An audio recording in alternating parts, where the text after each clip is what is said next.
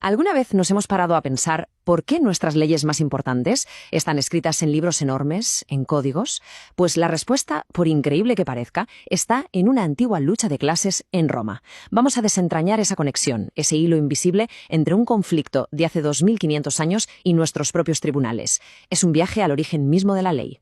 Es una de esas cosas que damos totalmente por sentado, ¿verdad? Que la ley está ahí, en libracos como un código civil, al alcance de quien quiera consultarla. Pero, ¿por qué es así? Lo que hoy nos parece lo más obvio del mundo es en realidad la solución a un conflicto social antiquísimo y muy, muy profundo. La clave está justo aquí. Hay que imaginárselo como una especie de código fuente, como un ADN legal que se escribió en la Roma arcaica.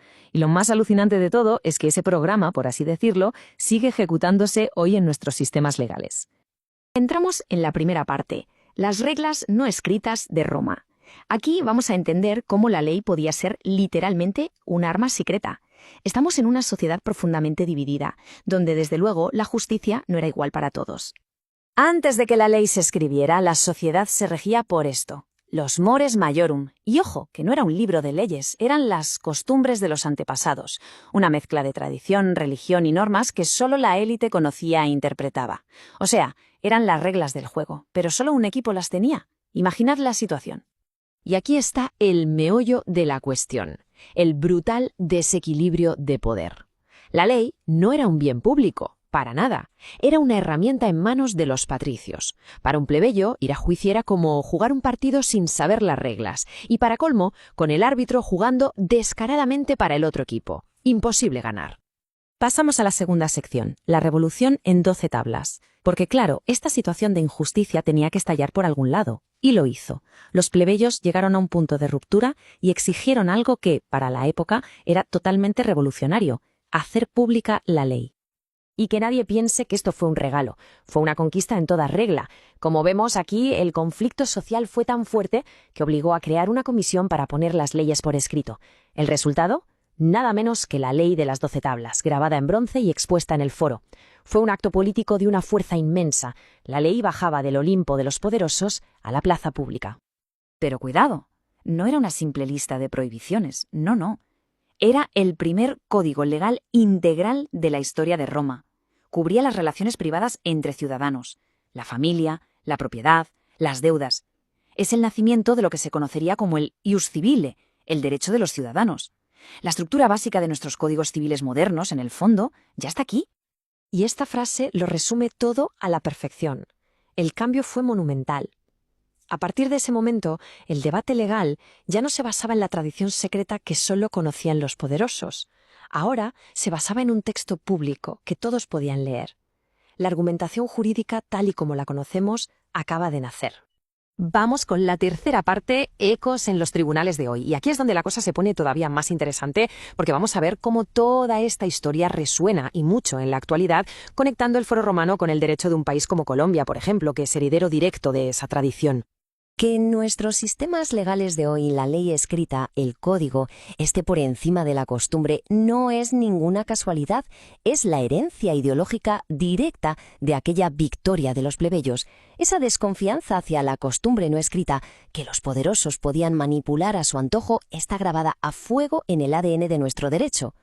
Este paralelo es fascinante. A la izquierda, la tensión original en Roma, la costumbre secreta contra las tablas escritas. A la derecha, su eco moderno, la primacía de nuestro Código Civil sobre la costumbre. Y pasa lo mismo con el otro gran problema, el formalismo extremo de los romanos, que encuentra su corrección, su respuesta, en la justicia de nuestros días. Para entender bien ese problema, hay que hablar de las legis actiones. Era el procedimiento legal de la época. Un sistema tan rígido, tan ritualista, que si te equivocabas en una sola palabra o en un gesto, perdías el juicio al instante. Daba igual si tenías razón. La forma, el paripé, era más importante que la justicia. Y aquí está la evolución.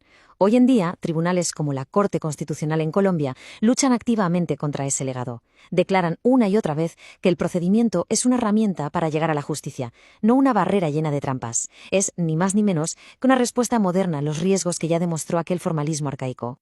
Y llegamos a la última parte. ¿Por qué el derecho antiguo aún importa? Después de todo este recorrido, la pregunta es evidente. ¿Qué lecciones estratégicas nos deja esta historia para el mundo de hoy? Pues mirad, podemos sacar al menos 4 lecciones que siguen totalmente vigentes. Primera, defender la ley pública. La transparencia es la mejor vacuna contra el poder arbitrario. Segunda, equilibrar forma y justicia. Las reglas están para ayudar, no para poner la zancadilla. Tercera, el derecho civil, el que regula nuestro día a día, es el esqueleto de todo el sistema. Y cuarta, y esta es clave, usar la historia estratégicamente. Saber por qué se creó una ley es un arma potentísima para argumentar qué significa hoy.